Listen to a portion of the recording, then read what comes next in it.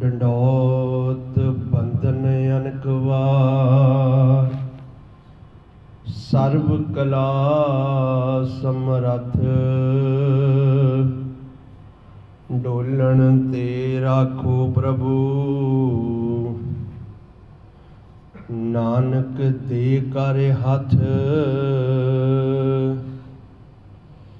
ਕਿਰਪਾ ਕਰੋ ਦੀਨ ਕੈ ਦਾਤੇ, ਮੇਰਾ ਗੁਣ ਅਬ ਗੁਣ ਨਾ ਵਿਚਾਰੋ ਕੋਈ।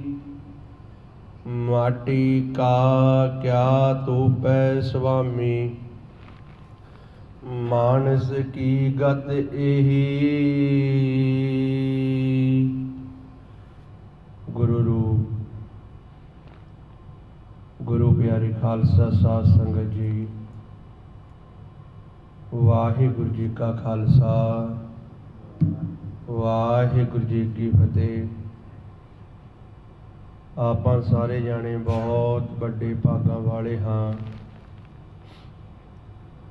ਜੋ ਸਾਹਿਬ ਸ੍ਰੀ ਗੁਰੂ ਗ੍ਰੰਥ ਸਾਹਿਬ ਜੀ ਮਹਾਰਾਜ ਜੀ ਦੀ ਨੇਗੀ ਗੋਦ ਦਾ ਆਨੰਦ ਮਾਣਦੇ ਹਾਂ। ਸਤਿਗੁਰਾਂ ਨੇ ਸਾਡੇ ਉੱਤੇ ਕਿਰਪਾ ਕੀਤੀ, ਸਤ ਸੰਗਤ ਵਿੱਚ ਆਉਣ ਦਾ ਸਮਾਂ ਬਖਸ਼ਿਸ਼ ਕੀਤਾ ਤੇ ਮਹਾਰਾਜ ਸੱਚੇ ਪਾਤਸ਼ਾਹ ਜੀ ਸਾਨੂੰ ਗੁਰਬਾਣੀ ਗੁਰੂ ਵਿੱਚ ਸਮਝਾਉਣਾ ਕਰਦੇ ਕਿ ਤੁਸੀਂ ਸੰਗਤ ਕਿਹੋ ਜਿਹੀ ਕਰਨੀ ਹੈ। ਕਿਉਂਕਿ ਸਾਧ ਸੰਗਤ ਜੀ, ਸੰਗਤ ਵੀ ਬਹੁਤ ਤਰ੍ਹਾਂ ਦੀ ਹੈ।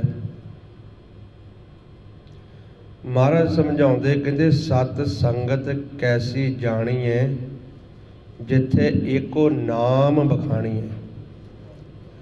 ਏਕੋ ਨਾਮ ਹੁਕਮ ਹੈ, ਨਾਨਕ ਸਤਿਗੁਰ ਦੀਆ ਬਜਾਏ ਜੀਓ। ਮਹਾਰਾਜ ਸਮਝਾਉਂਦੇ ਵੀ ਸੰਗਤ ਤੁਸੀਂ ਉਹ ਕਰਨੀ ਹੈ, ਕਿਉਂਕਿ ਆਪ ਜੀ ਦਾ ਹਰ ਇੱਕ ਟਾਈਮ, ਹਰ ਇੱਕ ਸਮਾਂ ਕੀਮਤੀ ਹੈ।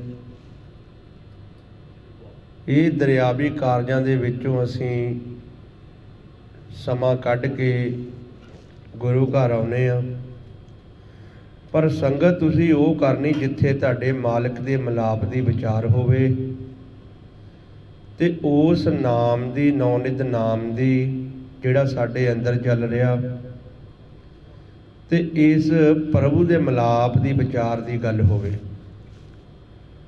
ਉਹ ਸੰਗਤ ਦੇ ਵਿੱਚ ਤੁਸੀਂ ਜਾ ਕੇ ਬੈਠਣਾ, ਉਹ ਸੰਗਤ ਦੇ ਵਿੱਚ ਲਾਹਾ ਲੈਣਾ। ਜਿੱਥੇ ਜਾ ਕੇ ਕੋਈ ਹਉਮੈ ਹੰਕਾਰ ਦੀ ਵਿਚਾਰ ਚੱਲਦੀ ਹੋਵੇ, ਕੋਈ ਈਰਖਾ ਨਫ਼ਰਤ ਵਾਲੀ ਵਿਚਾਰ ਚੱਲਦੀ ਹੋਵੇ, ਦੁਬਿਧਾ ਵਾਲੀ ਗਲਤ ਵਿਚਾਰਾਂ ਚੱਲਦੀਆਂ ਹੋਣ, ਉੱਥੇ ਨਹੀਂ ਬਹਿਣਾ ਆਪਾਂ। ਕਿਉਂਕਿ ਮਹਾਰਾਜ ਸਾਨੂੰ ਸਮਝਾਉਂਦੇ, ਸਤ ਸੰਗਤ ਕੈਸੀ ਜਾਣੀ ਹੈ, ਜਿੱਥੇ ਇੱਕੋ ਨਾਮ ਬਖਾਣੀ ਹੈ। ਇੱਕ ਨਾਮ ਦੀ ਜਿੱਥੇ ਵਡਿਆਈ ਹੁੰਦੀ ਹੈ, ਉੱਥੇ ਸੰਗਤ ਕਰਨੀ ਹੈ। ਕਬੀਰ ਸਾਹਿਬ ਜੀ ਗੁਰਬਾਣੀ ਗੁਰੂ ਵਿੱਚ ਸਾਨੂੰ ਸਮਝਾਉਂਦੇ, ਕਹਿੰਦੇ ਕਬੀਰ ਸਾਖਤ ਸੰਗ ਨਾ ਕੀਜੀਏ, ਦੂਰੋਂ ਜਾਈਏ ਭਾਗ। ਕਹਿੰਦੇ ਵੀ ਜੇ ਅਸੀਂ ਹੁਣ ਗੁਰੂ ਘਰ ਆਏ ਹਾਂ, ਇੱਥੇ ਆਣ ਕੇ ਮਾਲਕ ਦਾ ਜੋ ਸਤਿਗੁਰਾਂ ਦਾ ਪੂਰਨ ਗਿਆਨ ਹੈ, ਗੁਰੂ ਗ੍ਰੰਥ ਸਾਹਿਬ ਜੀ ਮਹਾਰਾਜ ਸਾਨੂੰ ਸਮਝਾਉਂਦੇ ਨੇ, ਉਹ ਅਸੀਂ ਇੱਥੋਂ ਲੈਣ ਵਾਸਤੇ ਆਏ ਹਾਂ। ਫਿਰ ਆਪਾਂ ਸੰਸਾਰ ਦੇ ਵਿੱਚ ਵੀ ਇਸੇ ਗਿਆਨ ਨੂੰ ਦ੍ਰਿੜ ਰੱਖ ਕੇ, ਮਨ ਦੇ ਵਿੱਚ ਵਸਾ ਕੇ ਆਪਾਂ ਚੱਲਣਾ ਹੁੰਦਾ ਹੈ। ਇਹ ਨਹੀਂ ਕਿ ਆਪਾਂ ਗੁਰੂ ਘਰ ਆਏ, ਗੁਰੂ ਘਰ ਆ ਕੇ ਗੁਰੂ ਦਾ ਗਿਆਨ ਲਿਆ ਤੇ ਗੁਰੂ ਘਰ ਆ ਕੇ ਆਪਾਂ ਮਨ ਨੂੰ ਵਧੀਆ ਤਰੀਕੇ ਨਾਲ ਬਿਠਾ ਲਿਆ, ਤੇ ਜਦੋਂ ਅਸੀਂ ਗੁਰੂ ਘਰੋਂ ਗਏ ਸੰਸਾਰ ਦੇ ਵਿੱਚ ਫਿਰ ਮਨ ਰੰਗੇ, ਮਨ ਭਾਉਂਦੇ ਕੰਮ ਕੀਤੇ, ਫਿਰ ਸਤਿਗੁਰ ਸਾਡੇ ਤੇ ਵਿਸ਼ਵਾਸ ਨਹੀਂ ਕਰਦਾ। ਕਿਉਂਕਿ ਪੁਰਾਤਨ ਸਮਿਆਂ ਤੋਂ ਅਸੀਂ ਆਪਣੀ ਪ੍ਰਤੀਤ ਆਪ ਖੋਈ ਹੈ। ਜਿਹਨੂੰ ਮਹਾਰਾਜ ਸਮਝਾਉਂਦੇ, ਆਪਣੀ ਪ੍ਰਤੀਤ ਆਪ ਹੀ ਖੋਵੈ, ਬਹੁਰ ਇਸਕਾ ਵਿਸ਼ਵਾਸ ਨਾ ਹੋਵੇ। ਮਾਲਕ ਸਾਡੇ ਤੇ ਵਿਸ਼ਵਾਸ ਨਹੀਂ ਕਰ ਰਿਹਾ ਹੁਣ ਗੁਰਮੁਖ ਪਿਆਰਿਓ, ਕਿਉਂਕਿ ਅਸੀਂ ਕਾਮੇ ਸੇ ਪ੍ਰਤੀਤ ਆਪਣੀ ਗਵਾ ਲਈ ਮਾਲਕ ਦੇ ਚਰਨਾਂ ਵਿੱਚ। ਹੁਣ ਅਸੀਂ ਭਰੋਸਾ ਬਣਾਉਣਾ ਹੈ। ਜਿਸ ਤਰ੍ਹਾਂ ਹੁਣ ਦਰਿਆਵੀ ਤੌਰ 'ਤੇ ਕੋਈ ਮਨੁੱਖ ਵਿਸ਼ਵਾਸ ਨਹੀਂ ਕਰਦਾ ਕਿਸੇ ਉੱਤੇ, ਪਹਿਲਾਂ ਭਰੋਸਾ ਬਣਾਉਣਾ ਪੈਂਦਾ ਹੈ। ਹੁਣ ਅਸੀਂ ਪਹਿਲਾਂ ਗੁਰੂ 'ਤੇ ਭਰੋਸਾ ਬਣਾਉਣਾ, ਗੁਰੂ ਦੀਆਂ ਨਜ਼ਰਾਂ ਦੇ ਵਿੱਚ ਅਸੀਂ ਭਰੋਸਾ ਬਣਾਉਣਾ। ਸੰਸਾਰ ਦੇ ਵਿੱਚ ਆਪਾਂ ਮਾੜੀ ਸੰਗਤ ਦੇ ਵਿੱਚ ਨਹੀਂ ਬਹਿਣਾ, ਪਹਿਲੀ ਗੱਲ, ਕਿਉਂਕਿ ਸੰਗਤ ਜੋ ਹੈ, ਜਿਸ ਤਰ੍ਹਾਂ ਦੀ ਤੁਸੀਂ ਸੰਗਤ ਕਰੋਗੇ ਤੁਹਾਡੇ ਮਨ ਦੇ ਉੱਤੇ ਉਸ ਤਰ੍ਹਾਂ ਦਾ ਪ੍ਰਭਾਵ, ਮਨ ਦਾ ਸੁਭਾਅ ਉਸ ਤਰ੍ਹਾਂ ਦਾ ਬਣ ਜਾਂਦਾ ਹੈ। ਜੇ ਤੁਸੀਂ ਸ਼ਰਾਬੀ ਮਨੁੱਖਾਂ ਦੇ ਕੋਲ ਬੈਠੋਗੇ ਜਾ ਕੇ, ਜਾਂ ਜਿਹੜੇ ਤਾਸ਼ ਖੇਲਦੇ ਨੇ, ਜੂਆ ਜਵਾੜੀ ਖੇਲਦੇ ਨੇ, ਜੇ ਤੁਸੀਂ ਗੁਰਮੁਖ ਪਿਆਰਿਓ ਉਹਨਾਂ ਦੇ ਕੋਲ ਬੈਠੋਗੇ, ਇੱਕ ਦਿਨ, 2 ਦਿਨ, ਤੀਜੇ ਦਿਨ ਤੁਹਾਡਾ ਮਨ ਐਟੋਮੈਟਿਕ ਜਾ ਕੇ ਉਹਨਾਂ ਦਾ ਜੋ ਉਹਨਾਂ ਦਾ ਕਿਰਿਆ ਕਰਮ ਹੈ ਉਹਦੇ ਉੱਤੇ ਪ੍ਰਭਾਵਿਤ ਹੋ ਜਾਣਾ। ਤੁਸੀਂ ਫਿਰ ਐਟੋਮੈਟਿਕ ਹੀ ਪੀਣੀ ਸ਼ੁਰੂ ਕਰ ਦੇਣੀ ਆ, ਐਟੋਮੈਟਿਕ ਹੀ ਤੁਸੀਂ ਉਸ ਮਨ ਨੇ ਉਹਨਾਂ ਦਾ ਰੂਪ ਧਾਰਨ ਕਰ ਲੈਣਾ, ਚੰਡਾਲਾਂ ਦਾ। ਇਸ ਕਰਕੇ ਪਹਿਲਾਂ ਆਪਾਂ ਇਹ ਦੇਖਣਾ ਕਿ ਜਿਹੜਾ ਆਪਾਂ ਸੰਸਾਰ ਦੇ ਵਿੱਚ ਵਿਚਰਦੇ ਹਾਂ, ਸਾਡੀ ਸੰਗਤ ਕਿੱਦਾਂ ਦੀ ਆ। ਤੇ ਮਹਾਰਾਜ ਸਮਝਾਉਂਦੇ, ਕਹਿੰਦੇ ਮੇਰੇ ਮਾਧੋ ਜੀ ਸਤ ਸੰਗਤ ਮਿਲੇ ਸੋ ਤਰਿਆ। ਮਹਾਰਾਜ ਸਮਝਾਉਂਦੇ ਵੀ ਜਦੋਂ ਸਾਡੇ ਪੂਰਨ ਜਨਮਾਂ ਦੇ ਭਾਗ ਹੁੰਦੇ ਨੇ, ਸਾਨੂੰ ਸਤ ਸੰਗਤ ਮਿਲਦੀ ਹੈ, ਪੂਰੇ ਗੁਰੂ ਦੀ ਸੰਗਤ ਮਿਲਦੀ ਹੈ, ਫਿਰ ਸਾਡਾ ਜਿਹੜਾ ਮਨ ਹੈ ਉਹ ਇਸ ਪਰਮਾਤਮਾ ਦੇ ਰਸਤੇ 'ਤੇ ਚੱਲਣ ਵਾਸਤੇ ਤਿਆਰ ਹੋ ਜਾਂਦਾ, ਤੇ ਪਰਮੇਸ਼ਰ ਦਾ ਜੋ ਮਾਰਗ ਹੈ ਉਹ ਮਾਰਗ ਯਾਤਰਾ ਸ਼ੁਰੂ ਹੋ ਜਾਂਦੀ ਹੈ। ਹੁਣ ਆਪਾਂ ਮਾੜੀ ਸੰਗਤ ਤੋਂ ਬਿਲਕੁਲ ਵਰਜਿਸ਼ ਰਹਿਣਾ। ਸਾਧ ਸੰਗਤ ਜੀ, ਮਾੜੀ ਸੰਗਤ ਦੇ ਵਿੱਚ ਬਹਿਣਾ ਨਹੀਂ, ਫਿੱਕਾ ਬੋਲਣਾ ਨਹੀਂ, ਕਿਉਂਕਿ ਮਹਾਰਾਜ ਸਮਝਾਉਂਦੇ, ਕਹਿੰਦੇ ਮੂੰਹ ਕੇ ਬੋਲਣ ਬੋਲੀਏ, ਜਿਸ ਸੁਣ ਧੁਰ ਧਰੇ ਪਿਆਰ, ਅੰਮ੍ਰਿਤ ਵੇਲਾ ਸਚ ਨਾਉ ਵਡਿਆਈ ਵਿਚਾਰ। ਹੁਣ ਆਪਾਂ ਮੁੱਖ ਦੇ ਵਿੱਚੋਂ ਬਚਨ ਇਸ ਤਰ੍ਹਾਂ ਦੇ ਬੋਲਣੇ ਕਿ ਜਿਹੜਾ ਸਾਨੂੰ ਹਰ ਕੋਈ ਪਿਆਰ ਕਰੇ। ਵੈਸੇ ਜਿਹੜੇ ਜਗਿਆਸੂ ਹੁੰਦੇ ਨੇ, ਜਿਹੜੇ ਭਗਤ ਹੁੰਦੇ ਨੇ, ਰੱਬ ਦੀ ਚਾਕਰੀ ਕਰਦੇ ਹੁੰਦੇ ਨੇ, ਉਹ ਬਹੁਤ ਘੱਟ ਬੋਲਦੇ ਨੇ, ਕਿਉਂਕਿ ਜਦੋਂ ਮਨੁੱਖ ਮਾਲਕ ਦੀ ਬੰਦਗੀ ਕਰਦਾ ਹੈ, ਮਾਲਕ ਨੂੰ ਅਰਾਧਦਾ ਹੈ, ਉਹਦੀ ਜ਼ੁਬਾਨ 'ਤੇ ਪਦੇ ਬਣ ਜਾਂਦੇ ਨੇ।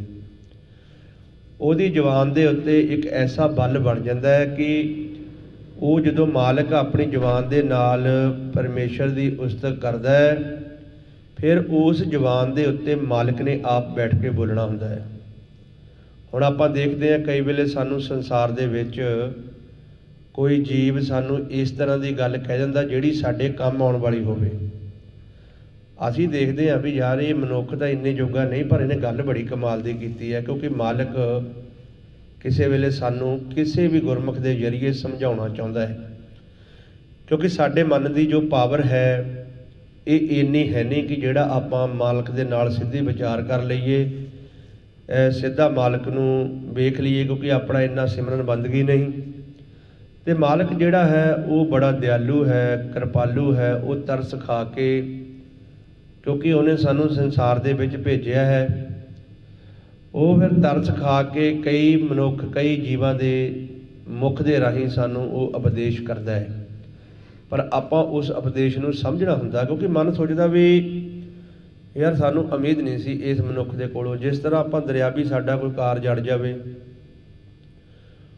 ਤੇ ਸਾਡੇ ਨਾਲ ਭਾਵੇਂ ਕੋਈ ਲਾਗਤਬਾਜ਼ੀ ਕਿਸੇ ਮਨੁੱਖ ਦੀ ਹੋਵੇ, ਸਾਡੇ ਨਾਲ ਬੋਲ ਚਾਲ ਨਾ ਹੋਵੇ, ਉਹ ਸਾਡੀ ਹੈਲਪ ਕਰ ਦਿੰਦਾ, ਤੇ ਅਸੀਂ ਸੋਚਦੇ ਯਾਰ ਸਾਡੇ ਕੋਲ ਇੰਨੀ ਉਮੀਦ ਨਹੀਂ ਸੀਗੀ, ਪਰ ਇਹਨੇ ਸਾਡਾ ਇਹ ਕਿੱਦਾਂ ਕੰਮ ਕਰ ਦਿੱਤਾ, ਕਿਉਂਕਿ ਉਹ ਮਾਲਕ ਨੇ ਕਰਵਾਇਆ ਉਹਦੇ ਕੋਲ ਆਣ ਕੇ। ਮਾਲਕ ਦੀਆਂ ਜੋ ਚਾਲਾਂ ਹੈ ਪਰਮਾਤਮਾ ਦੀਆਂ, ਜਿਉਂ ਮਨੁੱਖ ਦੀਆਂ ਚਾਲਾਂ ਹੁੰਦੀਆਂ ਨੇ, ਇਸੇ ਤਰ੍ਹਾਂ ਪਰਮਾਤਮਾ ਦੀਆਂ ਵੀ ਚਾਲਾਂ ਆਪਾਂ ਸਮਝਣੀਆਂ ਆ। ਜਿਉਂ ਅਸੀਂ ਆਪਣੇ ਮਨ ਦਾ ਪਿੱਛਾ ਕਰਾਂਗੇ, ਮਨ ਨੂੰ ਸਹਿਜ ਵਿੱਚ ਲੈ ਕੇ ਜਾਵਾਂਗੇ, ਮਨ ਆਪਣੇ ਘਰ ਦੇ ਵਿੱਚ ਬਹਿਣ ਦਾ ਆਦੀ ਹੋਏਗਾ, ਸਹਿਜ ਵਿੱਚ ਬਹਿਣ ਦਾ ਆਦੀ ਹੋਏਗਾ, ਫਿਰ ਇਹ ਪਰਮਾਤਮਾ ਸੰਸਾਰ ਦੇ ਵਿੱਚ ਕਿਸ ਤਰੀਕੇ ਵਿਚਰਦਾ ਹੈ, ਫਿਰ ਇਹ ਮਨ ਨੂੰ ਪਤਾ ਲੱਗਣਾ ਸ਼ੁਰੂ ਹੋ ਜਾਂਦਾ ਹੈ ਕਿ ਮਾਲਕ ਇੱਥੇ ਆ ਕੇ ਜਾਂ ਇਸ ਮਨੁੱਖ ਦੇ ਰਾਹੀਂ ਬੋਲਿਆ। ਆਮ ਵੀ ਦਰਿਆਵੀ ਤੌਰ 'ਤੇ ਕਹਿ ਦਿੰਦੇ ਆ ਕਿ 32 ਦੰਦਾਂ ਦੀ ਜ਼ੁਬਾਨ ਇੱਕ ਦਿਨ ਦੇ ਵਿੱਚ ਸੱਚੀ ਹੁੰਦੀ ਹੈ। ਗੁਰਮੁਖੋ ਦੰਦਾਂ ਦਾ ਕੋਈ ਜ਼ੁਬਾਨ ਦੇ ਨਾਲ ਕੰਟੈਕਟ ਨਹੀਂ ਹੈਗਾ, ਸਿਰਫ ਮਾਲਕ ਜਦੋਂ ਜ਼ੁਬਾਨ 'ਤੇ ਆ ਕੇ ਬੋਲਦਾ, ਕਿਉਂਕਿ ਉਹਨੇ ਆਪਣੀ ਇੱਕ ਸਾਡਾ ਮੁੱਖ ਯੂਜ ਕਰਨਾ ਹੁੰਦਾ, ਪਰਿਭਾਸ਼ਾ ਉਹਨੇ ਇਸ ਜ਼ੁਬਾਨ 'ਤੇ ਬੋਲਣੀ ਹੁੰਦੀ ਹੈ। ਜਿਹੜੇ ਗੁਰਮੁਖ ਹੁੰਦੇ ਨੇ, ਜਿਹੜੇ ਨੌਕਰ ਹੁੰਦੇ ਨੇ, ਪਰਮਾਤਮਾ ਦੇ ਚਾਕਰ ਹੁੰਦੇ ਨੇ, ਉਹਨਾਂ ਦੀ ਜ਼ੁਬਾਨ ਦੇ ਉੱਤੇ ਜਦੋਂ ਵਾਹਿਗੁਰੂ ਮੰਤਰ ਦਾ ਜਾਪ ਚੱਲਦਾ, ਗੁਰਬਾਣੀ ਚੱਲਦੀ ਹੈ, ਗੁਰਬਾਣੀ ਪੜ੍ਹਦੇ ਨੇ, ਅਤੇ ਉਹਨਾਂ ਦੀ ਜ਼ੁਬਾਨ ਦੇ ਉੱਤੇ ਤੁਸੀਂ ਦੇਖੋ ਵੀ ਜਿਹੜੇ ਗੁਰਮੁਖ ਹੁੰਦੇ ਉਹਨਾਂ ਦੀ ਬੋਲ ਬਾਣੀ, ਉਹਨਾਂ ਦੀ ਰਹਿਣੀ ਸਹਿਣੀ ਦੇ ਵਿੱਚ ਬਹੁਤ ਫਰਕ ਹੁੰਦਾ, ਕਿਉਂਕਿ ਇਹ ਮਾਲਕ ਨੂੰ ਭਾ ਜਾਂਦੇ ਨੇ ਅਤੇ ਮਨ ਸਹਿਜ ਵਿੱਚ ਚਲੇ ਜਾਂਦਾ। ਅਤੇ ਮਨ ਜਦੋਂ ਸਹਿਜ ਵਿੱਚ ਜਾਂਦਾ ਅਤੇ ਉਹਨਾਂ ਦੀ ਜ਼ੁਬਾਨ ਦੇ ਵਿੱਚ ਅਤੇ ਉਹਨਾਂ ਦੀ ਬੋਲ ਬਾਣੀ 'ਚ ਫਰਕ ਪੈ ਜਾਂਦਾ, ਉਹਨਾਂ ਦੇ ਮਿੱਠਾ ਬੋਲਦੇ ਆ। ਅਤੇ ਇਸੇ ਤਰ੍ਹਾਂ ਜਿਹੜਾ ਮਨੁੱਖ ਮਨਮੁਖ ਹੈ, ਗੁਰੂ ਦੀ ਮੱਤ ਨਹੀਂ ਲੈਂਦਾ, ਸੰਸਾਰ ਦੇ ਵਿਖਿਆ ਬਖਾਰਾਂ ਦੇ ਵਿੱਚ ਫੜ ਕੇ ਆਪਣਾ ਜੀਵਨ ਖਰਾਬ ਕਰ ਰਿਹਾ। ਕਿਉਂਕਿ ਪਿਆਰਿਓ, ਇਹ 84 ਲੱਖ ਜੂਨ ਤੋਂ ਉੱਤੇ ਸਾਨੂੰ ਮਾਨਸ ਜਾਮਾ ਮਿਲਿਆ ਹੈ, ਇਹ ਹੁਣ ਸਾਨੂੰ ਵਾਰੀ ਮਿਲੀ ਹੈ। ਹੁਣ ਆਪਾਂ ਇਹ ਦੇਖਣਾ ਕਿ ਆਪਾਂ ਆਪਣੇ ਜੀਵਨ ਨੂੰ ਕਿੱਧਰਲੇ ਪਾਸੇ ਨੂੰ ਤੋਰਨਾ। ਕਿਉਂਕਿ ਜੇ ਅਸੀਂ ਗੁਰੂ ਦੀ ਮੱਤ ਨਾ ਲਈ, ਗੁਰੂ ਦੀ ਸਮਝ ਨਾ ਲਈ, ਅਤੇ ਆਪਾਂ ਸੰਸਾਰ ਦੇ ਵਿੱਚ ਜਿੰਨੇ ਮਰਜ਼ੀ ਧਨਵਾਟ ਬਣ ਜਾਈਏ, ਜਿੰਨੇ ਮਰਜ਼ੀ ਆਪਾਂ ਸੰਸਾਰ ਦੇ ਕਿਰਿਆ ਕਰਮ ਕਰ ਲਈਏ, ਉਹ ਨਹੀਂ ਫਲਾ। ਕਿਉਂਕਿ ਸੰਸਾਰ ਦੀ ਵਡਿਆਈ, ਸੰਸਾਰ ਦੇ ਸ਼ੋਭਾ ਇਹ ਦਰਗਾਹ ਦੇ ਵਿੱਚ ਜਾਂਦੀ ਨਹੀਂ ਨਾਲ। ਜੇ ਮੰਨ ਲਓ ਸਾਰਾ ਸੰਸਾਰ ਸਾਡੀ ਸ਼ੋਭਾ ਕਰੇ, ਬਹੁਤ ਅੱਛਾ ਆਦਮੀ ਆ। ਹੁਣ ਤੁਸੀਂ ਦੇਖਦੇ ਹੋ ਕਿ ਪੈਲਸਾਂ ਦੇ ਵਿੱਚ ਵਿਆਹ ਹੁੰਦੇ ਨੇ, ਜ਼ਿਮੀਂਦਾਰ ਲੋਕ ਜ਼ਿਆਦਾ ਤੌਰ 'ਤੇ ਪੈਲਸਾਂ ਵਿੱਚ ਵਿਆਹ ਕਰਦੇ ਨੇ, ਅਮੀਰ ਲੋਕ, ਗਰੀਬ ਲੋਕ ਨਹੀਂ ਕਰਦੇ। ਹੁਣ ਜਿਹੜੇ ਲੋਕ ਪੈਲਸਾਂ 'ਚ ਵਿਆਹ ਕਰਦੇ ਨੇ, ਜੇ ਹੁਣ ਪੈਲਸ ਦੇ ਵਿੱਚ ਵਧੀਆ ਭੋਜਨ ਹੋਵੇ, ਉੱਥੇ ਕੋਈ ਨਾਚ ਗਾਣਾ ਨਾ ਹੋਵੇ ਤਾਂ ਕੋਈ ਜਾਣ ਵਾਸਤੇ ਤਿਆਰ ਨਹੀਂ ਹੋਊਗਾ। ਜੇ ਉੱਥੇ ਨਾਚ ਗਾਣਾ ਹੋਵੇ, ਦਾਰੂ ਦਾ ਪ੍ਰਭਾਵ ਹੋਵੇ, ਸਾਰੇ ਕਹਿੰਦੇ ਕਿ ਵਿਆਹ ਬਹੁਤ ਵਧੀਆ ਕੀਤਾ। ਕਿਉਂਕਿ ਸੰਸਾਰ ਦੇ ਕਰਮ ਨੂੰ ਦੇਖੀ ਜਾਂਦਾ, ਗੁਰੂ ਦੇ ਕਰਮ ਨੂੰ ਨਹੀਂ ਦੇਖਦਾ ਕਿ ਗੁਰੂ ਸਾਨੂੰ ਕੀ ਸਮਝਾਉਂਦਾ ਹੈ। ਕਿਉਂਕਿ ਆਪਾਂ ਦਿਨ ਭਰ ਆਪਾਂ ਆਪਣੇ ਮਨ ਤੋਂ ਪਿੱਛੇ ਹਟ ਕੇ ਮੱਸੇ ਰੰਗੜ ਦੀ ਔਲਾਦ ਆਪਾਂ ਬਣਦੇ ਜਾ ਰਹੇ ਹਾਂ। ਨਾ ਸਾਡੀ ਖਾਣੀ ਦੇ ਵਿੱਚ ਕੋਈ ਹੈਗਾ, ਨਾ ਸਾਡੀ ਖਾਣੀ ਦੇ ਵਿੱਚ ਕੋਈ ਭਰਮ ਹੈ, ਨਾ ਸਾਡੀ ਰਹਿਣੀ ਵਿੱਚ। ਅਸੀਂ ਡਾਂਸਰਾਂ ਨਚਾਉਂਦੇ ਹਾਂ, ਘਰ ਘਰ ਦੇ ਵਿੱਚ ਨਾਚ ਹੋ ਰਿਹਾ, ਨੰਗੇ ਸਿਰ ਆਪਾਂ ਦੇਖਦੇ ਹਾਂ ਬੀਬੀਆਂ ਨੱਚਦੀਆਂ ਆ। ਇਹ ਹੁਣ ਜੋ ਗੁਰੂ ਨਾਨਕ ਪਾਤਸ਼ਾਹ ਜੀ ਦਾ ਮਿਸ਼ਨ ਸੀ, ਜੋ ਸਾਨੂੰ ਸਮਝਾ ਕੇ ਗਏ ਸੀ, ਆਪਾਂ ਉਹ ਤੋਂ ਦੂਰ ਹੋ ਗਏ। ਅਤੇ ਇਸੇ ਕਰਕੇ ਤਲਾਕ ਤੱਕਰ ਨੌਲੇਜਾਂ ਇਸ ਸੰਸਾਰ ਦੇ ਵਿੱਚ ਪਹੁੰਚੀਆਂ। ਕਿਉਂਕਿ ਜਿਹੜਾ ਮੂਲ ਸੀ ਸਾਡਾ, ਅਸੀਂ ਆਪਣਾ ਮੂਲ ਗਵਾ ਬੈਠੇ।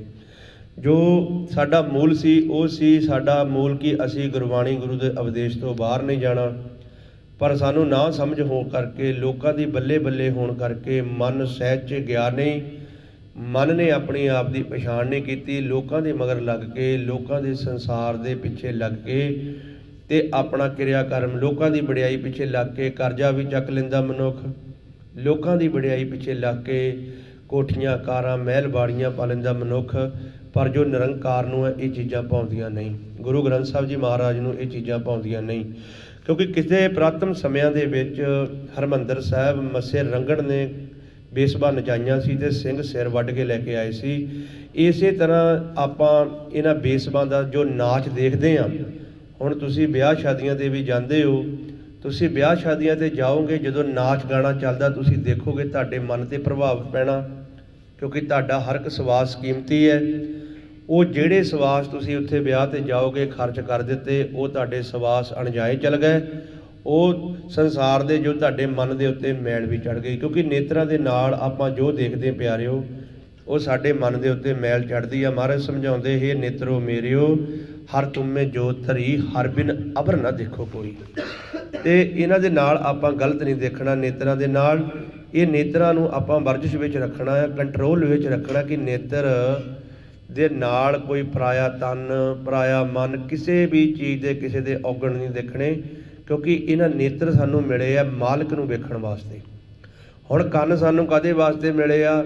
ਜਿੰਨਾ ਕੁ ਸਾਨੂੰ ਸੰਸਾਰ ਦੇ ਵਿੱਚ ਕਰਮ ਹੈ, ਕਰਮ ਕਰਨਾ, ਜਿੰਨਾ ਕੁ ਅਸੀਂ ਇਹ ਮਾਲਕ ਦੇ ਮੁਖ ਦੀ ਆਵਾਜ਼, ਇਹ ਮਾਲਕ ਦਾ ਸ਼ਬਦ, ਗੁਰਬਾਣੀ, ਗੁਰੂ ਸੁਣਨ ਵਾਸਤੇ ਸਾਨੂੰ ਕੰਨ ਮਿਲੇ ਹੋਏ ਨੇ। ਇਹਨੂੰ ਕਹਿੰਦੇ ਨੇ ਕਰਮ ਇੰਦਰੀਆਂ। ਹੁਣ ਇਸ ਤੋਂ ਬਾਅਦ ਜ਼ੁਬਾਨ ਸਾਨੂੰ ਕਾਹਦੇ ਵਾਸਤੇ ਮਿਲੀ ਸੀ? ਜ਼ੁਬਾਨ ਮਿਲੀ ਸੀ ਮਾਲਕ ਦੇ ਉਸਤਤ ਕਰਨ ਵਾਸਤੇ। ਜਿੰਨੀ ਕੁ ਸਾਨੂੰ ਸੰਸਾਰ ਦੇ ਵਿੱਚ ਲੋੜ ਸੀ, ਉਨੀ ਕੁ ਵਰਤਣ ਵਾਸਤੇ। ਪਰ ਇਹ ਜ਼ੁਬਾਨ ਜਿਹੜੀ ਹੈ, ਇਹ ਰਸਨਾ ਤੂੰ ਅੰਨ ਰਸ ਰਾਚ ਰਹੀ, ਤੇਰੀ ਪਿਆਸ ਨਾ ਜਾਏ। ਇਹ ਐਟੋਮੈਟਿਕ ਰਸਨਾ ਜਿਹੜੀ ਹੈ, ਇਹ ਜੇ ਇਹ 'ਤੇ ਵਾਹਿਗੁਰੂ ਮੰਤਰ ਨਹੀਂ, ਇਹ ਫਿੱਕਾ ਬੋਲ ਬੋਲਦੀ ਹੈ। ਅਤੇ ਕੰਨ ਜਿਹੜੇ ਨੇ ਇਹ ਚੁਗਲੀ ਨਿੰਦਿਆ ਸੁਣਦੇ ਨੇ, ਨੇਤਰ ਗਲਤ ਦੇਖ ਰਹੇ ਨੇ, ਅਤੇ ਮਨ ਨੂੰ ਸਿੱਧੀ ਜਾ ਕੇ ਮੈਲ ਲੱਗਦੀ, ਕਿਉਂਕਿ ਜਿਹੜਾ ਸਾਡਾ ਕੰਡੈਕਟ ਹੈ ਮਨ ਦਾ, ਨੇਤਰਾਂ 'ਤੇ ਬਹਿੰਦਾ ਮਨ ਆਣ ਕੇ। ਆਪਣਾ ਮਨ ਜਦੋਂ ਸਵੇਰ ਨੂੰ ਇਸ ਬਾਡੀ ਦੇ ਅੰਦਰ ਆਉਂਦਾ, ਬਹਿੰਦਾ ਕਿੱਥੇ ਆ ਨੇਤਰਾਂ 'ਤੇ। ਨੇਤਰਾਂ 'ਤੇ ਬੈਠ ਕੇ ਸਾਰਾ ਸੰਸਾਰ ਦੇਖਦਾ ਮਨ, ਅਤੇ ਇਹ ਨੇਤਰਾਂ 'ਤੇ ਬਹਿ ਕੇ ਸੰਸਾਰ ਦੇਖਦਾ। ਹੁਣ ਜੋ ਆਪਾਂ ਸੰਸਾਰ ਦੇ ਵਿੱਚ ਦੇਖਾਂਗੇ ਸਾਰੀ ਮਾਇਆ ਹੈ, ਜੋ ਸੰਸਾਰ ਦੇ ਵਿੱਚ ਆਪਾਂ ਦੇਖਦੇ ਹਾਂ ਉਹਦਾ ਪ੍ਰਭਾਵ ਇਸ ਮਨ ਦੇ ਉੱਤੇ ਪੈਂਦਾ ਹੈ। ਅਤੇ ਮਹਾਰਾਜ ਸਮਝਾਉਂਦੇ ਕਹਿੰਦੇ ਸਿਮਰ ਸਿਮਰ ਹਰ ਕਾਰਜ ਕਰਨਾ, ਹਰ ਕਾਰਜ ਦੇ ਨਾਲ ਤੁਸੀਂ ਸਿਮਰਨ ਕਰੋ, ਕਿਉਂਕਿ ਤੁਹਾਡੀ ਜਿਹੜਾ ਮਨ ਹੈ, ਇਹ ਜਿਹੜਾ ਮਨ ਹੈ ਇਹਦੇ ਵਿਚਾਰ ਨਾ ਬਣਨ, ਇਹਦੀ ਪੌਣ ਸਮ ਰਵੇ, ਇਹ ਵਿਚਾਰਾਂ ਤੋਂ ਉੱਪਰ ਉੱਠ ਕੇ ਰਵੇ। ਹੁਣ ਆਪਾਂ ਸਿਮਰਨ ਨਹੀਂ ਕਰਦੇ, ਫਿਰ ਸਾਡੀਆਂ ਨੇਤਰ ਕੰਨ ਜੋ ਨਾਸਕਾਂ ਹੈ, ਇਹ ਸਾਰਾ ਕੁਛ ਜੋ ਅੰਨ ਰਸ ਆ ਇਹ ਰਚੀ ਜਾਂਦੀਆਂ ਨੇ, ਅਤੇ ਇੱਥੇ ਆ ਕੇ ਮਨ ਫਸ ਜਾਂਦਾ। ਹੁਣ ਜਿਹੋ ਜਿਹਾ ਆਪਾਂ ਨੇਤਰਾਂ ਨਾਲ ਦੇਖਾਂਗੇ ਉਹ ਜਿਹਾ ਮਨ 'ਤੇ ਪ੍ਰਭਾਵ ਹੋ ਜਾਂਦਾ ਆ, ਅਤੇ ਮਨ ਉੱਦਾਂ ਦਾ ਹੀ ਆਦੀ ਹੋ ਜਾਂਦਾ ਹੈ। ਅਤੇ ਇਸੇ ਤਰ੍ਹਾਂ ਮਹਾਰਾਜ ਸਾਨੂੰ ਸਮਝਾਉਂਦੇ ਆ ਵੀ ਮਾੜੀ ਸੰਗਤ ਦੇ ਵਿੱਚ ਨਹੀਂ ਤੁਸੀਂ ਜਾਣਾ, ਮਾੜੀ ਸੰਗਤ ਤੋਂ ਵਰਜਿਸ਼ ਰਹਿਣਾ। ਚਾਹੇ ਗੁਰਮੁਖ ਪਿਆਰਿਓ ਕੋਈ ਆਪਣਾ ਰਿਸ਼ਤੇਦਾਰ ਵੀ ਹੈ, ਕੋਈ ਕਿਸ ਤਰ੍ਹਾਂ ਦਾ ਵੀ ਹੈ, ਚਾਹੇ ਕੋਈ ਵਿਆਹ ਸ਼ਾਦੀ ਵੀ ਹੈ, ਆਪ ਜੀ ਨਾਲ ਆਪਾਂ ਬਹੁਤ ਚਿਰ ਤੋਂ ਪਹਿਲਾਂ ਵਿਚਾਰਾਂ ਕਰਦੇ ਹਾਂ ਕਿ ਨਾਲ ਆਪਣੇ ਕਿਸੇ ਨੇ ਨਹੀਂ ਜਾਣਾ। ਜਿੱਥੇ ਪਤਾ ਆ ਕੋਈ ਵਿਆਹ ਸ਼ਾਦੀ ਇੱਦਾਂ ਦਾ ਆ, ਅਤੇ ਤੁਸੀਂ ਉੱਥੋਂ ਸੁਚੇਤ ਹੋ ਕੇ ਰਹੋ, ਕਿਉਂਕਿ ਮਨ ਨੂੰ ਘੇਰਾਬੰਦੀ ਕੀਤੀ ਹੋਈ ਹੈ ਨਾ ਪੰਜਾਂ ਨੇ, ਅਤੇ ਮਨ ਹਰ ਇੱਕ ਜਗ੍ਹਾ ਮੈਲ ਮਨ ਨੂੰ ਲੱਗਦੀ ਜਾ ਰਹੀ ਹੈ, ਅਤੇ ਇਹ ਮਨ ਮਾਲਕ ਦੇ ਘਰ ਦੋਸ਼ੀ ਹੁੰਦਾ ਜਾ ਰਿਹਾ। ਮਹਾਰਾਜ ਸਮਝਾਉਂਦੇ ਕਹਿੰਦੇ ਸੋ ਕੁਛ ਕਰ ਜਿਤ ਮੈਲ ਨਾ ਲਾਗੇ, ਹਰ ਕੀਰਤਨ ਮੇ ਇਹ ਮਨ ਜਾਗੇ। ਮਹਾਰਾਜ ਕਹਿੰਦੇ ਸੰਸਾਰ ਦੇ ਵਿੱਚ ਉਹ ਕਰ ਕਿ ਤੇਰੇ ਮਨ ਨੂੰ ਮੈਲ ਨਾ ਲੱਗੇ, ਅਤੇ ਤੇਰਾ ਮਨ ਸਾਫ਼ ਰਵੇ। ਜਿਸ ਤਰ੍ਹਾਂ ਭਾਂਡਾ ਹੋਵੇ ਉਹਦੇ ਵਿੱਚ ਮੈਲ ਲੱਗੀ ਹੋਵੇ, ਜਾਂ ਭਾਂਡੇ ਦੇ ਵਿੱਚ ਕੋਈ ਕਚਰਾ ਹੋਵੇ, ਅਸੀਂ ਉਹ 'ਚ ਰੋਟੀ ਨਹੀਂ ਆਪਾਂ ਛਕ ਸਕਦੇ, ਕਿਉਂਕਿ ਆਪਾਂ ਪੂਰੀ ਸਫਾਈ ਰੱਖਦੇ ਹਾਂ। ਤਨ ਦੀ ਵੀ ਆਪਾਂ ਸਫਾਈ ਰੱਖਦੇ ਹਾਂ। ਹੁਣ ਤਨ ਨੂੰ ਜਿੰਨਾ ਮਰਜ਼ੀ ਸਵਾਰੀ ਚਲੋ, ਅਤਰ ਲਾ ਦਿਓ, ਸੈਂਟ ਲਾ ਦਿਓ, ਕਰੀਮ ਲਾ ਦਿਓ, ਜੋ ਮਰਜ਼ੀ ਲਾ ਦਿਓ, ਇਹ ਜਿਹੜਾ ਤਨ ਵਾ ਇਹ ਅੱਧੇ ਘੰਟੇ ਬਾਅਦ ਫੇਰ ਮੁਸ਼ਕ ਮਾਰ ਜਾਂਦਾ। ਜਦੋਂ ਪਸੀਨਾ ਆਇਆ ਇਹਨੇ ਮੁਸ਼ਕ ਮਾਰ ਜਾਣਾ, ਕਿਉਂਕਿ ਜਿਹੜਾ ਮਨ ਹੈ, ਮਨ ਨੂੰ ਆਪਾਂ ਪਵਿੱਤਰ ਰੱਖਣਾ ਹੈ। ਹੁਣ ਜਿਹੜਾ ਤਨ ਹੈ, ਤਨ ਨੂੰ ਆਪਾਂ ਜਿੰਨਾ ਮਰਜ਼ੀ ਸਵਾਰਦੇ, ਇਹਦੇ ਅੰਦਰ ਕੀ ਆ, ਮਾਸ ਹੈ, ਹੱਡੀਆਂ ਹੈ, ਖੂਨ ਹੈ, ਬਿਸਟਾ ਹੈ, ਗੰਦਗੀ ਦਾ ਭਰਿਆ ਹੋਇਆ ਇਹ ਤਨ ਹੈ, ਮਾਇਆ। ਹੁਣ ਜਿਹੜਾ ਮਨ ਹੈ ਉਹ ਜੋਤ ਸਰੂਪ ਹੈ। ਮਨ ਜਿਹੜਾ ਅਕਾਲ ਪੁਰਖ ਦਾ ਬੱਚਾ ਹੈ, ਅਤੇ ਮਨ ਨੂੰ ਮੈਲ ਨਹੀਂ ਲੱਗਣ ਦੇਣੀ। ਜੇ ਸਾਡੇ ਮਨ ਨੂੰ ਮੈਲ ਲੱਗ ਗਈ ਅਤੇ ਮਨ ਫੇਰ ਦਰਗਾਹ ਦੇ ਵਿੱਚ ਮਨ ਨੇ ਜਾਣਾ, ਤਨ ਨੇ ਤਾਂ ਜਾਣਾ ਹੀ ਨਹੀਂ, ਤਨ ਤਾਂ ਪਿੱਛੇ ਰਹਿ ਜਾਣਾ। ਕਿਉਂਕਿ ਜਦੋਂ ਅਸੀਂ ਗੁਰੂ ਮੰਤਰ ਦਾ ਅਭਿਆਸ ਕਰਦੇ ਹਾਂ, ਸਾਡਾ ਧੁਨ ਵਿੱਚ ਧਿਆਨ ਲੱਗਦਾ ਹੈ, ਅਤੇ ਮਨ ਸਾਡਾ, ਤਨ ਸਾਡਾ ਪਿੱਛੇ ਰਹਿ ਜਾਂਦਾ, ਮਨ ਦਾ ਸਾਰਾ ਖੇਲ ਹੈ ਅੱਗੇ। ਅਤੇ ਜਿਹੜੀ ਮਨ ਨੂੰ ਮੈਲ ਲੱਗਦੀ ਆ ਉਹਦੇ ਮੁਤਾਬਕ ਹੀ ਸਾਨੂੰ ਸਜ਼ਾ ਮਿਲਦੀ ਹੈ, ਅਤੇ ਮਨ ਨੂੰ ਅਸੀਂ ਮੈਲ ਲੱਗਣ ਨਹੀਂ ਦੇਣੀ। ਜੇ ਸਾਡਾ ਮਨ, ਮਹਾਰਾਜ ਸਮਝਾਉਂਦੇ ਵੀ ਜੇ ਤੁਹਾਡਾ ਮਨ ਹੀ ਗੰਦਾ ਹੈ ਨਾ, ਅਤੇ ਤੁਸੀਂ ਜਿੰਨੀਆਂ ਮਰਜ਼ੀ ਯਾਤਰਾ ਕਰ ਲਓ ਸੰਸਾਰ ਦੀਆਂ, ਅਤੇ ਉਹਦਾ ਕੋਈ ਅਸਰ ਨਹੀਂ ਪੈਣਾ। ਕਿਉਂਕਿ ਮਨ, ਮਹਾਰਾਜ ਸਮਝਾਉਂਦੇ ਕਹਿੰਦੇ ਮਨ ਬਸ ਆਵੇ ਨਾਨਕਾ ਜੇ ਪੂਰਨ ਕਿਰਪਾ ਹੋਏ। ਹੁਣ ਮਨ ਨੂੰ ਬਸ 'ਚ ਕਰਨ ਵਾਸਤੇ ਤੁਸੀਂ ਦੇਖ ਲਓ ਵੀ ਮਨ ਜਿਹੜਾ ਇਹ ਨਿੱਤ ਨਵੀਆਂ ਅਡਾਰੀਆਂ ਮਾਰਦਾ, ਅਤੇ ਇਹਨੂੰ ਬਸ 'ਚ ਕਰਨ ਵਾਸਤੇ ਗੁਰੂ ਦਾ ਸ਼ਬਦ ਹੈ। ਜਿੰਨਾ ਚਿਰ ਤੁਸੀਂ ਸ਼ਬਦ ਜਪਦੇ ਨਹੀਂ, ਸ਼ਬਦ ਨੂੰ ਦ੍ਰਿੜ ਨਹੀਂ ਕਰਦੇ, ਉਨਾ ਚਿਰ ਇਹ ਬਸ 'ਚ ਨਹੀਂ ਆਉਂਦਾ। ਜਿੰਨਾ ਚਿਰ ਇਹ ਬਸ 'ਚ ਨਹੀਂ ਆਉਂਦਾ, ਉਨਾ ਚਿਰ ਇਹ ਸੰਸਾਰ ਦੀਆਂ ਜੋ ਕਿਰਿਆ ਕਰਮ ਹੈ, ਸੰਸਾਰ ਦੀਆਂ ਅਡਾਰੀਆਂ ਇਹ ਮਾਰਨੋਂ ਹਟਦਾ ਨਹੀਂ, ਇਹ ਟਿੱਕੇ ਨਹੀਂ ਪੈਂਦਾ, ਇਹਨੂੰ ਸਬਰ ਹੀ ਨਹੀਂ ਹੈਗਾ। ਜੇ ਇਹਦੇ ਕੋਲ ਲੱਖ ਰੁਪਈਆ ਕਹਿੰਦਾ 2 ਲੱਖ ਹੋ ਜਾਏ, ਜੇ 2 ਲੱਖ ਆ ਕਹਿੰਦਾ 10 ਲੱਖ ਹੋ ਜਾਏ, ਜੇ 10 ਲੱਖ ਹੈ 20 ਲੱਖ ਹੋ ਜਾਏ, ਜੇ ਕਹਿੰਦਾ ਕਰੋੜ ਆ ਤਾਂ ਕਹਿੰਦਾ ਹੁਣ 2 ਕਰੋੜ ਹੀ ਹੋ ਜਾਏ, ਕਿਉਂਕਿ ਸਬਰ ਹੀ ਨਹੀਂ ਆਉਂਦਾ। ਇਹਦਾ ਆਪ ਆਪਣਾ ਆਪ ਖਤਮ ਹੋ ਜਾਂਦਾ ਅੰਤਮ ਸਮੇਂ, ਪਰ ਇਹਨੂੰ ਸਬਰ ਨਹੀਂ ਆਉਂਦਾ। ਕੋਈ ਵੀ ਮਨੁੱਖਾ ਸੰਸਾਰ 'ਚ, ਚਾਹੇ ਉਹ ਅਰਬਾਪਤੀ ਹੈ, ਚਾਹੇ ਉਹ ਬਿਲਕੁਲ ਗਰੀਬ ਹੈ, ਖਾਂਦਾ 2 ਰੋਟੀਆਂ ਹੀ ਹੈ। ਸਾਡੀ ਮੰਗ ਬਸ ਇੰਨੀ ਆ, ਸਾਡੀ ਮੰਗ ਸੌਣ ਵਾਸਤੇ ਸਾਨੂੰ ਜੁੱਲੀ ਚਾਹੀਦੀ ਆ। ਚੁੰਝ ਮਾਲਕ ਨੇ ਸਾਨੂੰ ਲਾਈ ਆ, ਇਹ ਚੋਗਾ ਸਾਨੂੰ ਮਾਲਕ ਨੇ ਦੇਣਾ ਹੀ ਦੇਣਾ। ਜੇ ਸਾਨੂੰ ਮੁੱਖ ਲਾਇਆ ਤਾਂ ਸਾਨੂੰ ਮਾਲਕ ਨੇ ਚੋਗਾ ਦੇਣਾ ਹੀ ਦੇਣਾ। ਸੌਣ ਵਾਸਤੇ ਸਾਨੂੰ ਕੁੱਲੀ ਚਾਹੀਦੀ, ਹੋਰ ਤਾਂ ਸਾਡੀ ਮੰਗ ਹੀ ਕੋਈ ਨਹੀਂ। ਭਗਤਾਂ ਦੀ ਹੋਰ ਮੰਗ ਹੀ ਨਹੀਂ ਹੁੰਦੀ, ਉਹ ਕਹਿੰਦੇ ਵੀ ਅਸੀਂ ਕਿ ਕੂੜ ਆਪਣਾ ਇਕੱਠਾ ਕਰੀਏ। ਅਤੇ ਜਿਹੜਾ ਸੰਸਾਰੀ ਮਨੁੱਖ ਆ ਉਹਦੀਆਂ ਮੰਗਾਂ ਹੁੰਦੀਆਂ, ਮੰਗਾਂ ਹੀ ਬੰਦੇ ਨੂੰ ਇੱਕਦਮ ਅਗਲਾ ਜਨਮ ਕਰਾ ਦਿੰਦੀਆਂ। ਜਿਹੜੀਆਂ ਇੱਛਾ ਸਾਡੀਆਂ, ਜੋ ਸਾਡੇ ਮਨ ਦੇ ਵਿੱਚ ਇੱਛਾ ਧਾਰਨ ਕਰ ਲਈਆਂ, ਅਸੀਂ ਇਹ ਵੀ ਬਣਾ ਲਈਏ, ਇਹ ਵੀ ਕਰ ਲਈਏ, ਇਹ ਨਹੀਂ ਹੀ ਸਾਡਾ ਅਗਲਾ ਜਨਮ ਕਰਾ ਦੇਣਾ ਮਰਨ ਤੋਂ ਬਾਅਦ।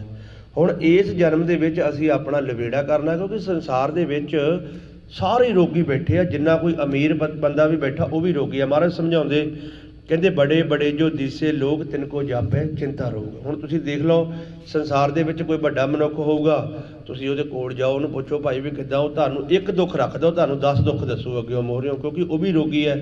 ਤੇ ਜਿਹੜਾ ਇੱਕ ਫੁੱਟਪਾਲ ਤੇ ਸੌਣ ਦਿਆ ਆ, ਜਿਹਨੂੰ ਮੰਗ ਕੇ ਖਾਂਦਾ ਆ, ਤੇ ਉਹ ਵੀ ਰੋਗੀ ਆ। ਹੁਣ ਜਿਹੜਾ ਮੰਗ ਕੇ ਖਾਂਦਾ ਆ, ਉਹ ਕਹਿੰਦਾ ਵੀ ਮੇਰੇ ਕੋਲ ਮਾੜਾ ਮੋਟਾ ਕੋਈ ਜੁੱਲੀ ਕੱਪੜਾ ਹੋਵੇ, ਕੋਈ ਰਹਿਣ ਵਾਸਤੇ ਛੱਤ ਹੋਵੇ, ਉਹਦੇ ਦਿਮਾਗ ਦੇ ਵਿੱਚ ਇਹ ਵਿਚਾਰ ਚੱਲੀ ਜਾਂਦੇ ਆ। ਤੇ ਜਿਹੜਾ ਅਮੀਰ ਵਾ, ਉਹਦੇ ਕੋਲ ਮਾਇਆ ਜ਼ਿਆਦਾ ਆ, ਉਹ ਸੋਚਦਾ ਵੀ ਹੁਣ ਮੈਂ ਕਿੱਥੇ ਲਾਵਾਂ, ਕਿੱਦਾਂ ਬਿਜ਼ਨਸ ਵਧਾਵਾਂ, ਉਹ ਇੱਧਰ ਨੂੰ ਵਿਚਾਰ ਲਈ ਜਾਂਦਾ, ਦੋਨੇ ਹੀ ਫਸ ਗਏ।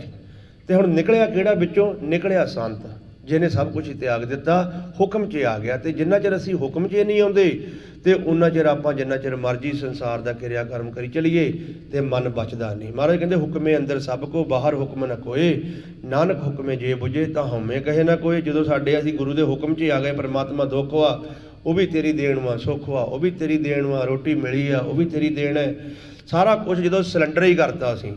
ਜਿਸ ਤਰ੍ਹਾਂ ਅਸੀਂ ਆਪਣਾ ਆਪ ਕੋਈ ਚੀਜ਼ ਵੇਚ ਦਈਦੀ ਆ, ਸਾਡਾ ਉਹਦੇ 'ਤੇ ਹੱਕ ਨਹੀਂ ਰਹਿ ਜਾਂਦਾ। ਮੁੜ ਕੇ ਪਿਆਰਿਓ, ਜਿਹੜੀ ਵੀ ਚੀਜ਼ ਆਪਾਂ ਵੇਚ ਦਈਏ, ਸਾਡਾ ਉਹਦੇ 'ਤੇ ਹੱਕ ਨਹੀਂ ਰਹਿ ਜਾਂਦਾ। ਇਸੇ ਕਰਕੇ ਜਦੋਂ ਅਸੀਂ ਆਪਣੇ ਮਨ ਨੂੰ ਸਿਲੰਡਰ ਕਰਤਾ ਗੁਰੂ ਨੂੰ, ਵੀ ਇਹ ਪਰਮਾਤਮਾ ਆ ਹੁਣ ਤੇਰਾ ਆ, ਸਾਡਾ ਨਹੀਂ, ਚਾਹੇ ਇਹਨੂੰ ਮਾਰ, ਚਾਹੇ ਇਹਨੂੰ ਰੱਖ, ਚਾਹੇ ਇਹਨੂੰ ਡੋਬ, ਚਾਹੇ ਇਹਨੂੰ ਤਾਰ, ਜਦੋਂ ਅੰਦਰੋਂ ਸਿਲੰਡਰ ਕਰਤਾ, ਜ਼ਬਾਨ ਨਾਲ ਨਹੀਂ। ਜ਼ਬਾਨ ਤੋਂ ਜੋ ਮਰਜ਼ੀ ਆਪਾਂ ਬੋਲੀ ਜਾਈਏ, ਜਿੰਨਾ ਚਿਰ ਅੰਦਰੋਂ ਆਪਾਂ ਆਤਮਾ ਨਾਲ ਨਹੀਂ ਬੋਲਦੇ, ਜਦੋਂ ਅੰਦਰੋਂ ਸਿਲੰਡਰ ਕਰਤਾ, ਫਿਰ ਗੁਰੂ ਸਾਡੇ ਕਾਰਜ ਆਪ ਕਰਦਾ ਹੈ। ਜਿੰਨਾ ਚਿਰ ਅਸੀਂ ਆਪਣੀ ਮੱਤ ਨਹੀਂ ਛੱਡਦੇ, ਕਿਉਂਕਿ ਅਸੀਂ ਗੁਰੂ ਜੀ ਤਾਂ ਚੱਲਣ ਦਿੰਦੇ ਹੀ ਨਹੀਂ। ਜੇ ਹੁਣ ਪਰਮਾਤਮਾ ਸਾਨੂੰ ਕੋਈ ਚੀਜ਼ ਦੇ ਰਿਹਾ, ਅਸੀਂ ਕਹਿੰਦੇ ਨਹੀਂ ਯਾਰ ਇਹ ਗਲਤ ਕੀਤਾ, ਪਰਮਾਤਮਾ ਨੇ ਸਾਨੂੰ ਆਹ ਦੇਣੀ ਚਾਹੀਦੀ ਸੀਗੀ ਚੀਜ਼, ਕਿਉਂਕਿ ਅਸੀਂ ਗੁਰੂ ਦੀ ਨਹੀਂ ਚੱਲਣ ਦਿੰਦੇ। ਦੇਖੋ ਤੁਸੀਂ ਪਹਿਲਾਂ ਮਾਲਕ ਕਰਦਾ ਹੀ ਆ, ਮਾਲਕ ਤਾਂ ਕਿਸੇ ਨਾਲ ਬੁਰਾ ਹੀ ਨਹੀਂ ਕਰਦਾ। ਇੱਕ ਸੂਰਜ ਚੜ੍ਹਿਆ ਆ ਅਸਮਾਨ ਦੇ ਉੱਤੇ, ਡੇਲੀ ਚਾਨਣਾ ਕਰਦਾ ਪੂਰੇ ਸੰਸਾਰ ਨੂੰ। ਜੇ ਤੁਸੀਂ ਸਾਰੇ ਆਪਾਂ ਮਿਲ ਕੇ ਸੂਰਜ ਨੂੰ ਡੇਲੀ ਗਾਲਾਂ ਕੱਢੀਏ, ਤੇ ਉਹਨੇ ਚਾਨਣਾ ਘਟਾ ਨਹੀਂ ਦੇਣਾ। ਤੇ ਜੇ ਆਪਾਂ ਕਹੀਏ ਬਹੁਤ ਵਧੀਆ ਸੂਰਜ ਆ, ਬਹੁਤ ਵਧੀਆ ਸੂਰਜ ਆ, ਉਹਨੇ ਚਾਨਣਾ ਵਧਾ ਨਹੀਂ ਦੇਣਾ। ਉਹ ਆਪਣੀ ਚਾਲ ਦੇ ਉੱਪਰ ਬਿਲਕੁਲ ਸਾਨੂੰ ਚਾਨਣਾ ਕਰੀ ਜਾ ਰਿਹਾ। ਇਸੇ ਤਰ੍ਹਾਂ ਪਰਮਾਤਮਾ ਆ, ਜੇ ਅਸੀਂ ਪਰਮਾਤਮਾ ਦੀ ਉਸਤਤ ਕਰਦੇ ਹਾਂ, ਤੇ ਇਹ ਨਹੀਂ ਕਿ ਸਾਨੂੰ ਉਹ ਸੰਸਾਰ ਦੇ ਵਿੱਚ ਚੋਟ ਮਾਰਦਾ। ਸਭ ਤੋਂ ਜਾਰੀ, ਸਭ ਤੋਂ ਪਿਆਰ, ਸਭ ਤੋਂ ਸੱਚਾ ਪਿਆਰ ਹੀ ਸਾਡਾ ਮਾਲਕ ਦੇ ਨਾਲ ਆ, ਸੱਚਾ ਜਾਰ ਹੀ ਸਾਡਾ ਮਾਲਕ ਹੈ, ਕਿਉਂਕਿ ਉਹ ਸਾਡੇ ਔਗਣ ਨਹੀਂ ਚਿਤਾਰਦਾ। ਅਸੀਂ ਇੰਨੇ ਔਗਣ ਕਰਨ ਦੇ, ਉਹ ਸਾਨੂੰ ਤਾਂ ਵੀ ਦੇ ਰਿਹਾ। ਅਸੀਂ ਕਿੰਨੀਆਂ ਗਲਤੀਆਂ ਕੀਤੀਆਂ ਅੱਜ ਤੱਕ ਸੰਸਾਰ ਦੇ ਵਿੱਚ ਆਣ ਕੇ, ਪਰ ਸਾਡੀਆਂ ਫੇਰ ਗਲਤੀਆਂ ਮਾਫ ਕਰੀ ਜਾਂਦਾ ਸੰਸਾਰ। ਜੇ ਤੁਸੀਂ ਕਿਸੇ ਨਾਲ, ਜਿਹਨੇ ਸਾਡੇ ਯਾਰ ਦੋਸਤ ਮਿੱਤਰ ਬਣੇ ਹੋ, ਉਹਨਾਂ ਦੇ ਮੋਹਰੇ ਅਸੀਂ ਇੱਕ ਗਲਤੀ ਕਰਾਂਗੇ, ਸਾਨੂੰ ਬਖਸ਼ਦੇ ਨਹੀਂ ਉਹ। ਤੇ ਅਸੀਂ ਬਚਪਨ ਤੋਂ ਗਲਤੀਆਂ ਕਰਦੇ ਆ ਰਹੇ, ਉਹ ਸਾਨੂੰ ਤਾਂ ਵੀ ਦੇਈ ਜਾਂਦਾ। ਮਹਾਰਾਜ ਕਹਿੰਦੇ ਦਿੰਦਾ ਦੇ, ਲੈਂਦੇ ਥੱਕ ਪਾਏ, ਜੁਗਾ ਜਗੰਤਰ ਖਾਈ ਖਾਏ। ਤੇ ਉਹ ਦੇਈ ਜਾ ਰਿਹਾ ਸਾਨੂੰ। ਇਹ ਤੋਂ ਵੱਡਾ ਸਾਡਾ ਯਾਰ, ਇਹ ਤੋਂ ਵੱਡਾ ਸਾਡਾ ਮਿੱਤਰ, ਇਹ ਤੋਂ ਵੱਡਾ ਸਾਡਾ ਦੁਨੀਆ 'ਚ ਹੈ ਹੀ ਕੱਖ ਨਹੀਂ। ਪਰ ਜਿਹੜਾ ਸਾਡਾ ਮੇਨ ਮਨੋਰਥ ਸੀ ਸਾਡੇ ਪਿਤਾ ਅਕਾਲ ਪੁਰਖ ਦਾ, ਉਹਨੂੰ ਅਸੀਂ ਛੱਡ ਕੇ, ਜਿਹੜਾ ਸਾਨੂੰ ਦਿੰਦਾ ਪਿਆ, ਸਾਨੂੰ ਪਾਲਦਾ ਪਿਆ, ਸਾਡੇ ਕਾਰਜ ਸਵਾਰਦਾ ਪਿਆ, ਉਹਨੂੰ ਅਸੀਂ ਛੱਡ ਕੇ ਤੇ ਅਸੀਂ ਝੂਠੇ ਦੋਸਤ ਬਣਾ ਲਏ। ਕਿਉਂਕਿ ਦੋਸਤ ਅਸੀਂ ਉਹ ਬਣਾ ਲਏ ਜਿਹੜੇ ਸਾਡੇ ਨਾਲ ਨਹੀਂ ਨਿਭਣੇ, ਦਰਗਾਹ ਤੱਕ ਸਾਡੇ ਜਾਣੇ ਨਹੀਂ ਸਾਡੇ ਨਾਲ। ਮਹਾਰਾਜ ਸਮਝਾਉਂਦੇ, ਕਹਿੰਦੇ ਸੱਜਣ ਸਹੀ ਨਾਲ ਮੈਂ ਚੱਲਦਿਆਂ ਨਾਲ ਚਲਨ, ਜਿੱਥੇ ਲੇਖਾ ਮੰਗੀਏ ਤਿੱਥੇ ਖੜੇ ਦਸਨ। ਵੀ ਭਾਈ ਉਹ ਤੇਰੇ ਸੱਜਣ ਆ, ਜਿੱਥੇ ਤੇਰਾ ਲੇਖਾ ਹੋਣਾ, ਹਿਸਾਬ ਕਿਤਾਬ, ਉੱਥੇ ਖੜੇ ਹੋਣ ਤੇਰੇ ਨਾਲ। ਤੇ ਇੰਨੀ ਉੱਥੇ ਖੜੇ ਹੋਣ ਵਾਸਤੇ ਬੰਦਗੀਆਂ ਚਾਹੀਦੀਆਂ। ਤੇ ਇਸ ਕਰਕੇ ਗੁਰਮੁਖਾਂ ਦੇ ਨਾਲ ਆਪਾਂ ਪਿਆਰਿਓ ਪਿਆਰ ਪਾ ਕੇ ਰੱਖਣਾ ਆ, ਤੇ ਮਾਲਕ ਤੇ ਭਰੋਸਾ ਰੱਖਣਾ ਆ, ਮਾਲਕ ਤੇ ਵਿਸ਼ਵਾਸ ਕਰਨਾ, ਹੁਕਮ 'ਚ ਰਹਿਣਾ। ਜਾਣੀ ਜਿਸ ਤਰ੍ਹਾਂ ਆਪਣੇ ਘਰ ਦੇ ਵਿੱਚ ਬਾਪੂ ਹੈ, ਅਸੀਂ ਬਾਪੂ ਨੂੰ ਕਹਿੰਦੇ ਬਾਪੂ ਸਾਨੂੰ ਆਹ ਚੀਜ਼ ਲੈ ਦੇ, ਉਹ ਕਹਿੰਦਾ ਮੈਂ ਨਹੀਂ ਲੈ ਕੇ ਦਿੰਦਾ। ਜੇ ਅਸੀਂ ਕਹੀਏ ਨਹੀਂ ਜੀ ਅਸੀਂ ਲੈਣੀ ਲੈਣੀ ਲੈਣੀ ਲੈਣੀ, ਅਸੀਂ ਉਹਨਾਂ ਜਿੱਦ ਕਰਨ ਲੱਗ ਪਈਏ, ਉਹ ਲੈ ਤਾਂ ਦਊ ਪਰ ਉਹਦਾ ਅੰਦਰ ਨਹੀਂ ਖੁਸ਼ ਹੋਊ। ਪਰ ਬਾਪੂ ਕਦੀ ਆਪਣੇ ਬੱਚਿਆਂ ਬਾਰੇ ਮਾੜਾ ਨਹੀਂ ਸੋਚਦਾ। ਇਸੇ ਤਰ੍ਹਾਂ ਜੇ ਅਸੀਂ ਸੰਸਾਰ ਦੇ ਕੋਲੋਂ ਕੋਈ ਚੀਜ਼ ਮੰਗੀ ਜਾਂਦੇ ਹਾਂ, ਸਾਨੂੰ ਨਹੀਂ ਮਿਲ ਰਹੀ, ਤੇ ਉਹਨੂੰ ਮਾਲਕ ਤੇ ਛੱਡ ਦਿਓ ਕਿ ਪਰਮਾਤਮਾ ਮੇਰੀ ਮੱਤ ਥੋੜ੍ਹੀ, ਰਾਮ ਤੂੰ ਸਮਰੱਥ ਵੱਡਾ, ਤੂੰ ਤਾਂ ਬਹੁਤ ਵੱਡਾ ਹੈ, ਮੇਰੀ ਮੱਤ ਥੋੜ੍ਹੀ ਹੈ, ਤੂੰ ਮੈਨੂੰ ਜੋ ਦੇਣਾ ਤੂੰ ਮੈਨੂੰ ਪਾ ਰਿਹਾ, ਮੈਨੂੰ ਪਤਾ ਤੂੰ ਮੇਰੇ ਵਾਸਤੇ ਜੋ ਕਰਨਾ ਠੀਕ ਕਰਨਾ। ਤੇ ਅਸੀਂ ਮੱਤ ਨਹੀਂ ਰੱਖਣੀ। ਜਿਸ ਤਰ੍ਹਾਂ ਅਸੀਂ ਆਪਣੇ ਘਰ ਦੇ ਵਿੱਚ ਮਾਤਾ ਪਿਤਾ ਦੇ ਅੱਗੇ ਮੱਤ ਨਹੀਂ ਰੱਖਦੇ, ਇਸੇ ਤਰ੍ਹਾਂ ਅਸੀਂ ਅਕਾਲ ਪੁਰਖ ਦੇ ਮੋਹਰੇ, ਗੁਰੂ ਗ੍ਰੰਥ ਸਾਹਿਬ ਜੀ ਦੇ ਮੋਹਰੇ ਆਣ ਕੇ ਆਪਣੀ ਮੱਤ ਨਹੀਂ ਰੱਖਣੀ, ਮੱਤ ਨੂੰ ਛੱਡਣਾ। ਤੇ ਹੱਥ ਜੋੜ ਕੇ ਇਹ ਕਹਿਣਾ, ਸੱਚੇ ਪਾਤਸ਼ਾਹ ਜੋ ਤੁਧ ਭਾਵੈ ਸਾਈ ਭਲੀ ਕਾਰ, ਤੂੰ ਸਦਾ ਸਲਾਮਤ ਨਿਰੰਕਾਰ। ਵੀ ਜੋ ਤੈਨੂੰ ਭਾਉਂਦਾ ਪਰਮਾਤਮਾ ਤੂੰ ਉਹੀ ਕਰ, ਤੇ ਤੂੰ ਸਦਾ ਸਲਾਮਤ ਹੈ। ਹੁਕਮ 'ਚ ਆ ਜਾਣਾ, ਜਿਹਨੂੰ ਮਹਾਰਾਜ ਸਮਝਾਉਂਦੇ ਹੁਕਮੇ ਅੰਦਰ ਸਭ ਕੋ।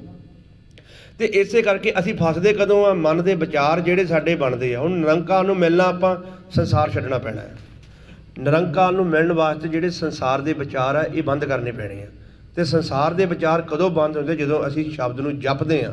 ਜਪ ਜਪ ਕੇ ਆਪਣਾ ਸਰੀਰ ਭੁੱਲ ਜਾਂਦੇ, ਇਹ ਤਨ ਭੁੱਲ ਜਾਂਦੇ ਆ, ਸਾਰਾ ਕੁਝ ਭੁੱਲ ਜਾਂਦੇ ਆ। ਉਦੋਂ ਸਾਡੇ ਵਿਚਾਰ ਬੰਦ ਹੁੰਦੇ। ਉਸ ਤੋਂ ਅੱਗੇ ਸਾਡਾ ਨਿਰੰਕਾਰ ਦਾ ਦੇਸ਼ ਸ਼ੁਰੂ ਹੁੰਦਾ ਹੈ।